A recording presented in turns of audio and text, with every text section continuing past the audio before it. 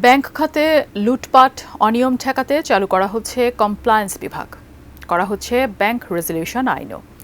সকালে মিরপুরে বিআইবিএম ভবনে ব্যাংক খাত নিয়ে জাতীয় সংলাপে একথা জানান বাংলাদেশ ব্যাংকের governor doctor Ahsan H Mansur.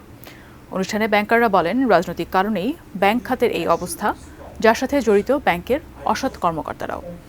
সবচেয়ে বেশি দায়ী ব্যাংকের মালিক ও পরিচালনা পর্ষদ। বাংলাদেশ ব্যাংক গভর্নর বলেন, কর্মপরিবেশ ভালো না থাকায় এইসব ঘটনা হচ্ছে, তাই কেন্দ্রীয় ব্যাংকে আলাদা করে এই সম্পর্কিত বিভাগ খোলা হবে। তাছাড়া দুর্বল ব্যাংকগুলোর অনিয়ম খতিয়ে দেখতে রেজলিউশন আইন করা হচ্ছে।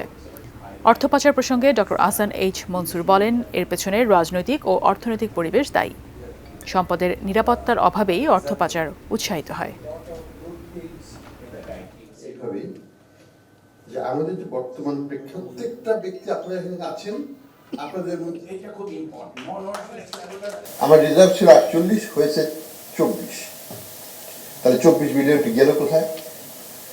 24 বিলিয়ন মানি তো বাইরে চলে গেছে, যেভাবেই যায়। তাহলে মানিটা এই 24 বিলিয়নকে আপনি টাকার অঙ্ক হিসাব করেন। 24 বিলিয়ন ডলারকে কত লক্ষ কোটি টাকা হয়?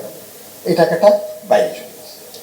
তাহলে দেশের অভ্যন্তরের কাজে আমাকে যদি ডিপোজিট আমি না বাড়াতে পারি, আমার থেকে যদি টাকা বাইরেই চলে যায়, তাহলে কিন্তু কোনোদিনও ব্যাংকিং খাতে প্রবৃদ্ধি হবে।